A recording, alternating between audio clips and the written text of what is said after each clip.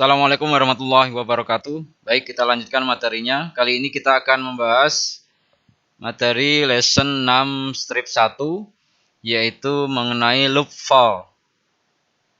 Perulangan ya.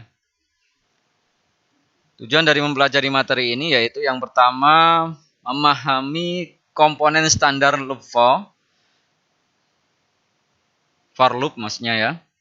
Kemudian memahami cara membuat dan menggunakan for loop, memahami lingkup variabel atau scope, memahami teknik-teknik debugging, dan menjelaskan bagaimana loop yang tak terhingga itu ada di Java. Kita mulai dari yang pertama, yaitu misi kita ke cincin Saturnus ini, Saturnus ya, planet Saturnus. Kita akan meluncurkan sebuah roket. Misinya adalah mempelajari cincin Saturnus. Apakah Anda memiliki ide mengenai cara-cara memprogram timer hitung mundur atau countdown timer? Seperti ini countdownnya, yaitu dia akan menghitung mundur dari 10. Itu memerlukan 10 baris kode ya. Jadi misalnya akan muncul tulisan atau tercetak tulisan countdown to launch ya. Kemudian ini ada muncul 10, nanti 9, 8, 7, 6, 5, 4, 3, 2, 1, dan akhirnya blast off atau meroket ya, meluncur. Kaitannya dengan countdown ini, jadi menghitung muncul dari 100 itu pasti akan memerlukan 100 baris kode ya, kalau dengan cara yang seperti tadi. Ini sangat merepotkan dan melelahkan untuk diprogram. Adakah cara yang lebih praktis untuk menulis program ini? Apakah kode ini dapat dengan mudah mengakomodasi nilai awal seberapapun? Yaitu dengan seperti ini. Kalau kita bandingkan dengan menulis seperti manual, seperti biasa, misalnya dari 100 akan ada 100 baris kode seperti ini. Dan tentunya kita butuh sebuah variabel. Dapatkah variabel itu membantu? Ya, sangat membantu sekali. Variabel itu sangat membantu. Tetapi kita masih harus menyalin dan menempel baris kode yang sama hingga 10 dicetak. Ya. Kalau hanya menggunakan variabel misalnya gitu ya. Ketika ini ada contoh yang berikutnya. Countdown to launch, kemudian in i sama dengan 10. Jadi ada variabel i, tipe datanya integer, nilai awalnya 10. Kemudian dia akan mencetak isi variabel i, nilainya atau value-nya, yaitu yang pertama 10. Kemudian i minus artinya i sama dengan i dikurangi 1, 9 ya. Dan di sini tercetak lagi i, posisi saat ini 9, kurangi terus sampai akhirnya blast off. Nah, bisa dibayangkan masih juga repot ya kalau tetap hanya menggunakan variabel ya. Solusinya yaitu kita harus mengulang kode atau repeating code ya. Dapatkah kita membuat baris kode yang sama, mengulangi variabel berulang kali? Ya, kita lihat di bawah ini ada baris ke-7 dan ke-10. Ini menunjukkan blok kode yang ingin kita ulangi. Ingatlah sifat program baris demi baris itu. Ketika program mencapai baris 10, ya, kita ingin looping kembali ke baris 7 ya. Jadi dari sini, ini adalah blok kode yang nanti seharusnya kita ulang. Ya, cetak i kemudian kurangi 1, nanti sampai sini ngulang lagi, cetak i kurangi 1 seperti itu. Jadi tidak menuliskan sampai sebanyak yang kita inginkan. Pernyataan loop di dalam Java ini digunakan untuk mengulangi baris kode. Java memberikan 3 jenis loop, yaitu for, while, dan do while. Kita mulai dari yang pertama, for loop ya. Looping for maksudnya ya. Kita lihat di sini mengulang sebuah perilaku. Ya. Are we there yet? Apakah sudah selesai? Mobil ini bertanya seperti itu. Jadi di sini ada while, are we there yet? Ya, baca buku. Kemudian di sini ada are we with sibling bertanya, are we there yet? Ya, ya kalau sudah, woohoo, get out of car ya. Jadi selama ini dia bertanya selama naik mobil ini, dia membaca buku dan selalu bertanya, apakah kita sudah sampai? Ya, kalau belum ya nanti baca buku lagi, kemudian nanti satu saat bertanya lagi, apakah kita sudah sampai? Seperti itu terus sampai akhirnya were there yet. Jadi sampai ada kondisi true yang terpenuhi di sini ya. Ya. Jadi ini selama belum sampai, ini tidak sampai, not ini ya. Not are we there yet, maka dia akan eksekusiin terus ya. Tapi kalau sudah sampai we there maksudnya sampai ya. Kita sampai di sana, ini akan keluar dari looping ini dan akan mengucapkan wuhu, kemudian keluar dari mobil tersebut. Ini gambar itu digunakan atau perulangan itu digunakan dalam program untuk mengeksekusi berulang dari satu atau beberapa pernyataan hingga kondisi yang menghentikan itu tercapai. Hingga ekspresi false atau untuk beberapa jumlah tertentu. Ketika saya ingin mencetak angka dari 1 sampai 10 misalnya, atau saya ingin mengkomputasi jumlah angka dalam rentang tertentu, sebuah looping for maksudnya ya, ini akan menjalankan jumlah yang tidak diketahui ya, jumlah yang tidak diketahui ya. For loop juga disebut loop definite ya, atau definite loop yang tak terhingga. Apa yang kita ketahui dalam skenario hitung mundur? Berikut yang kita ketahui. Kapan loop itu dimulai? Ini ekspresinya akan diinisialisasi, kemudian kodenya i sama dengan 10. Lanjutkan looping jika ini ada ekspresi bersyarat. Misalnya jika i lebih besar sama dengan 0. Setelah setiap loop, ini dia akan melakukan ekspresi pembaruan. Misalnya setelah loop i dikurangi 1 atau i minus ini. Dan kode yang untuk diulangi itu pernyataan kodenya.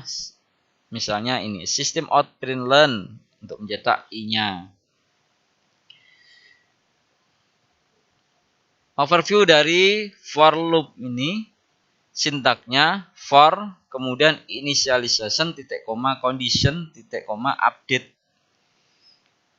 Kurung kurawal buka, code statementnya, badinya ini, kemudian kurung kurawal tutup, ini and for-nya. Ekspresi inisialisasi akan memulai loop. Ini hanya dijalankan sekali saat loop dimulai. Jadi ini hanya dijalankan sekali saat loop dimulai. Jika ekspresi kondisi mengevaluasi false, loop itu akan berhenti. Ekspresi pembaruan atau update ini digunakan setelah setiap pengulangan loop.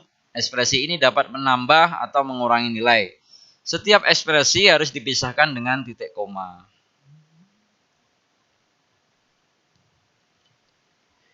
Kita mulai dari ekspresi inisialisasi.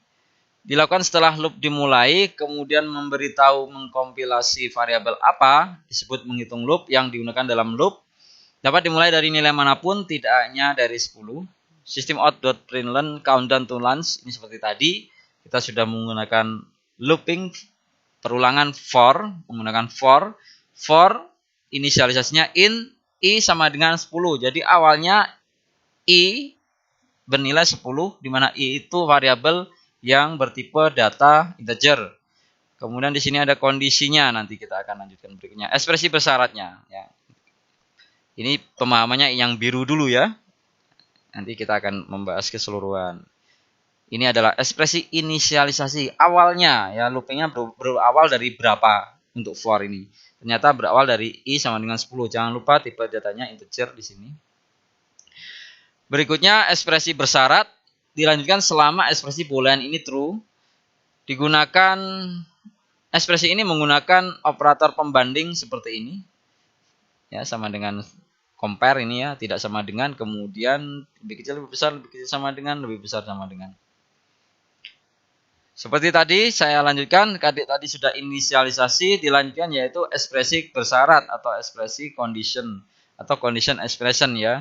Ekspresinya yaitu sampai dengan i lebih besar sama dengan 0 ya. Jadi dia akan mengulang atau melakukan looping selama ekspresi ini true ya, kondisi ekspresi bersyarat ini true, ya, dia akan berulang. Kita lihat I-nya awalnya berapa? 10 ya. 10. Apakah I lebih besar dari 0? Iya. Ya, lebih besar sama dengan 0? Iya, betul. Jadi karena masih 10, dia akan terpenuhi true sehingga nanti akan melakukan perulangan. Ya, apa yang diulang nanti yang ada di dalam blok kodenya itu ya. Berikutnya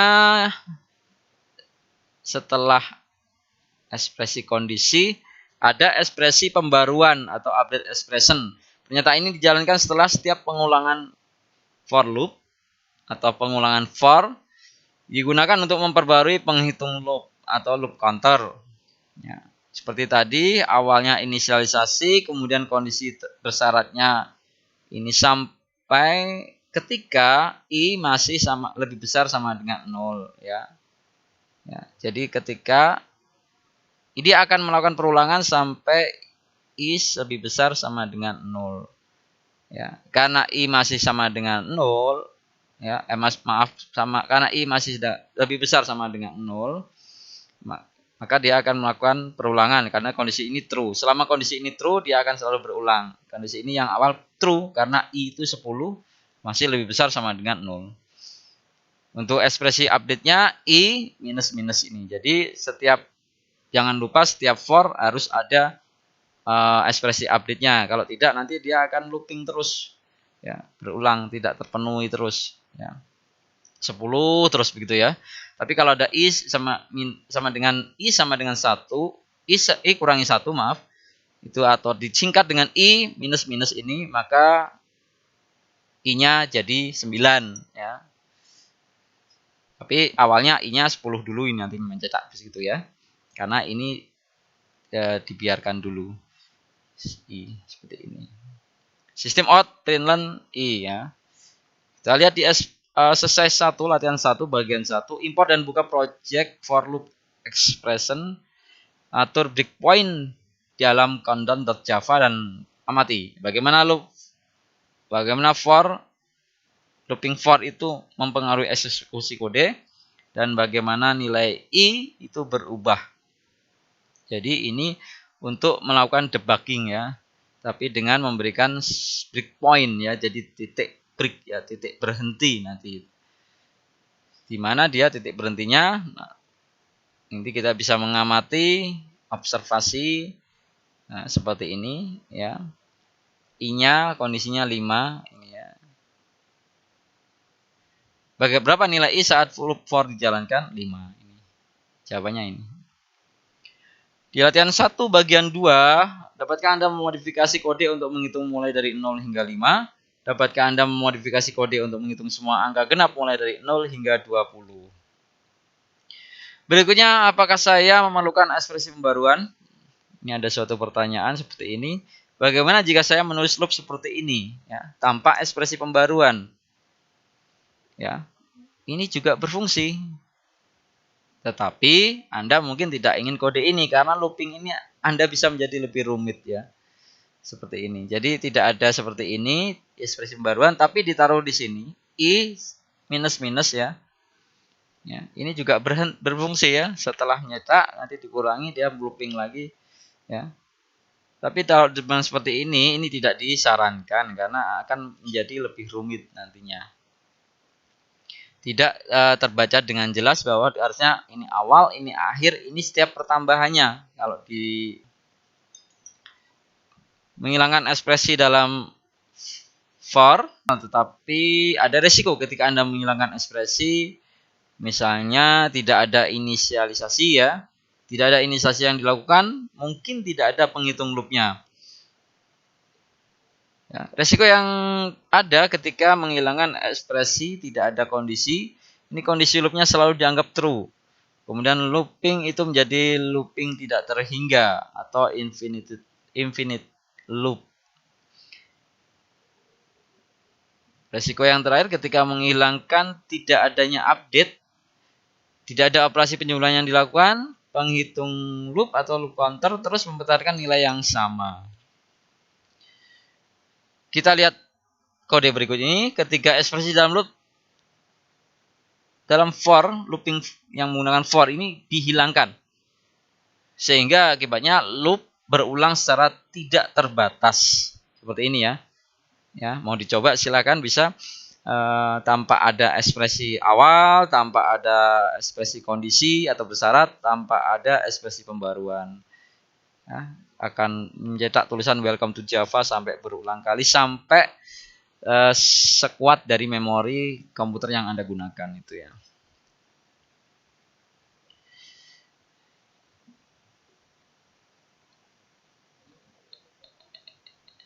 Di latihan kedua, ini silakan di import dan open project for loops, eksekusi infinited loop.java dan amati outputnya modifikasi for dalam infinite loop.java untuk mencetak hello sebanyak 5 kali.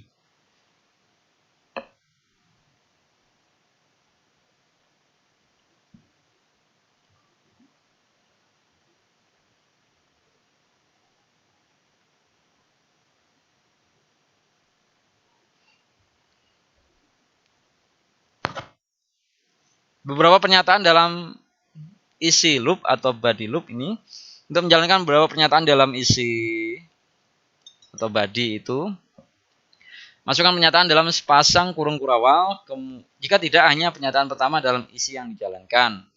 Jadi ketika tanpa ada kurung kurawal seperti ini, ada for i sama dengan 1 awalnya, kemudian akhirnya i lebih kecil sama dengan 5. Jadi kalau bertambahnya i plus plus, i sama dengan i tambah 1. System out.println i. System out.println second line. Ya, nanti yang dicetak hanya ini, yang diulang hanya yang pertama ini. Mencetak isi variabel i ya sebanyak 5 kali. 1, 2, 3, 4, 5 baru muncul second line gitu ya. Tapi kalau kita turun kurawal di sini dan di sini, nanti ada 1 second line, 2 second line, 3 second line, 4 second line, 5 second line gitu ya.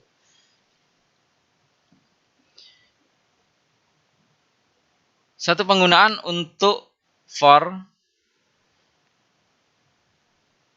loop ini menyediakan cara yang mudah untuk mengulangi beberapa nilai. Pengulangan tanpa menggunakan for loop seperti ini tadi ya. Jadi cetak kotak square dari 1 sampai 5, 1 square 1 kali 1, 2 square 2 kali 2 gitu ya. Ini akar kuadrat pangkat ya, ini pangkat ya. 1 pangkat 1, 2 pangkat 2 gitu ya. 2 kali 2 dan seterusnya.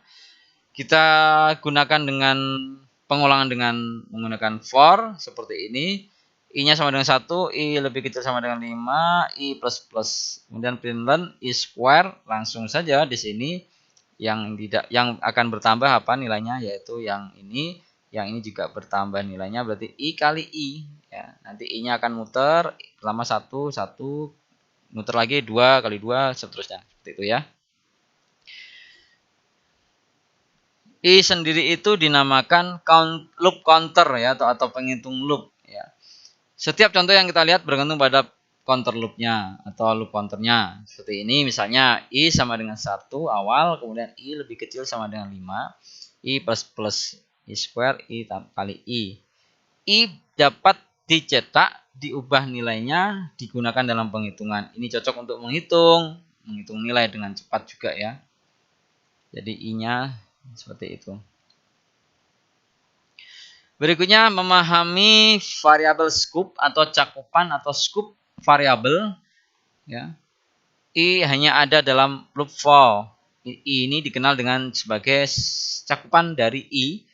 I tidak lagi ada ketika loop for berakhir ya. Jika I digunakan untuk menghitung nilai, kita tidak akan pernah mendapatkan nilai tersebut dari loop for atau dari for loop ya. Apakah Anda mengamati I menghilang saat Anda melakukan debug countdown.java? Ya, seperti ini. Kalau sudah selesai nanti I-nya tidak bisa ya, kita gunakan lagi karena I itu hanya berlaku dalam scope looping for-nya itu ya. Contoh di sini ada variabel I yang dinyatakan dalam for loop adalah variabel lokal dan tidak dapat diakses di luar loop ya. kesalahan pengkompilasi dibuat di baris ke-8. Seperti ini. Kelas utamanya main string arts, kemudian perulangan, i-nya mulai dari 0, i lebih kecil sama dengan 5. Nah ini ya, kemudian i plus plus ya, nanti akan cetak 0 dan nanti i-nya nambah 1 gitu ya, 0 tambah 1 ya, nyetak lagi sampai 5, sampai sama dengan 5 i-nya ya. Setelah itu kemudian dicoba mencetak lagi sistem out.println i.2 i-nya nilainya terakhir berapa sih ya.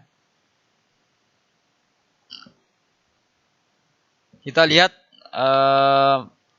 ini animasi scope variabel atau cakupan variabelnya. Variabel tidak boleh ada sebelum atau di luar blok kode.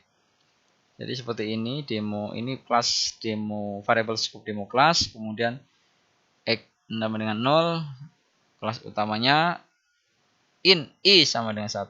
Nah ini yang di luar sini nanti akan berlaku x, kemudian dalam sini nanti berlaku i dikenal, di dalam for ini hanya dikenal c ya, c dalam loopnya. Kemudian di dalam loopingnya ini K. Ini aja yang dalam kurung awal ya, hanya K. Nanti seperti itu. Penggunaan lain for. Contohnya Anda perlu menemukan jumlah angka. Ya, asumsikan read in adalah metode untuk menerima input melalui scanner. Masih ingat scanner ya, untuk input data. Input melalui keyboard di layar ya. Read in semua ini input via scanner langsung menambah 4 angka N1, N2, N3, N4, kemudian di total jumlahnya, totalnya berapa nanti muncul di sini penggunaan. Nah seperti ini kalau angkanya hanya 4 mungkin nggak masalah, tapi kalau angkanya puluhan, ratusan ya, kalau untuk melakukan penjumlahan ya akan banyak sekali baris kode yang tercipta nanti itu ya. Dan ini seperti tadi ya, contohnya 100 tambahkan sampai 100 nilai ya, panjang sekali ya sampai 100 ini. N1 sampai N100. Nanti N1 ini berderet-deret berbaris-baris sampai 100 baris ya. Pendekatan ini sulit memang apabila masih menggunakan dengan cara seperti ini ya. Apakah loop dengan menggunakan for itu dapat membuat program ini lebih singkat? Dapatkah beberapa looping itu membantu menemukan jumlah variabel bilangan bulat? Ya, kita lihat menggunakan scope untuk looping yang menggunakan for dapat diatasi dengan yang pertama for ya, for loop, kemudian variabel berupa cakupan, kelas utamanya final n sama dengan 100. Ini adalah konstanta, nama konstantanya n, nilainya 100, tidak bisa diubah ini karena udah final. Kemudian in total sama dengan 0, ini variabel total, awal nilainya 0. Cetak this program menambahkan 100, ini n-nya 100 kan, 100 angka. Perulangannya dimulai i sama dengan 0 awalnya, kemudian sampai i lebih kecil n ya, di bawah 100 nanti ya. Karena ini 0. Kemudian i plus plus ditambahkan lagi.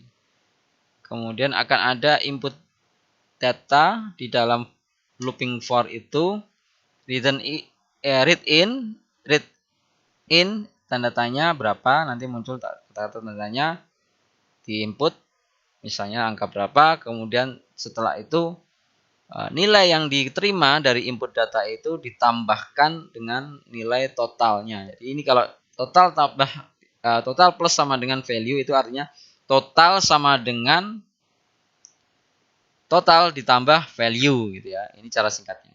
Nah, nanti akan didapatkan hasil akhirnya total angka pertambahan ya. Penjumlahan angka yang diinputkan di sini ya. Itu berapa? Nanti muncul di sini di println ini. Scoop-nya ini seperti ini gambarannya. Jadi tadi ya, karena N itu luas, jadi N total bisa dipakai di sini. Kemudian karena I itu hanya berlaku di kurung ini, ya nanti dia hanya dikenal di kurungnya ini, I-nya itu. Sedangkan untuk value ini dikenal di dalam blok kode loopingnya ini, sehingga tetap dikenal value ini ya. Total tadi kan yang paling utama ya, yang paling luas, umum, public ya. Sehingga kalau ada ini seperti ini, total akan dicetak isi nilai totalnya nggak ada masalah karena total sifatnya public, biar bisa dikenal di beberapa scoop. Di latihan ketiga, import dan buka project for loop X scoop text.java itu sebenarnya rusak. Bisakah Anda memperbaikinya? Dan Anda seharusnya mendapatkan output seperti berikut.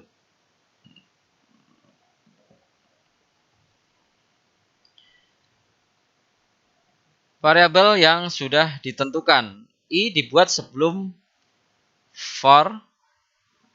Tidak boleh ada I lain dalam cakupan yang sama. Salah satu variabel ini memerlukan nama yang berbeda. Misalnya ini in, I sama dengan 0 ada. Kemudian ternyata di dalam for itu digunakan lagi I-nya. Sebaiknya harusnya digunakan berbeda supaya tidak membingungkan nanti ya. Kalau di luar cakupan, J tidak boleh ada di luar cakupan tempatnya dia dibuat. J itu berbeda dapat dibuat jika cakupan tidak saling tumbang tindih. Ini yang J di sini tidak masalah ya. Karena ini masih J juga ya. Ini beda-beda ya. Ini juga K. Nah ini yang bermasalah ini. Print J ya nanti.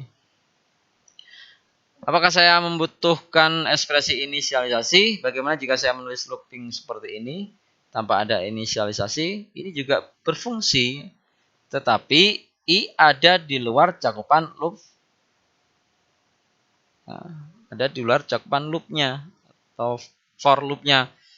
Jika I hanya dimasukkan untuk menjadi penghitung loop, variabel tersebut membuang-buang memori. Ya.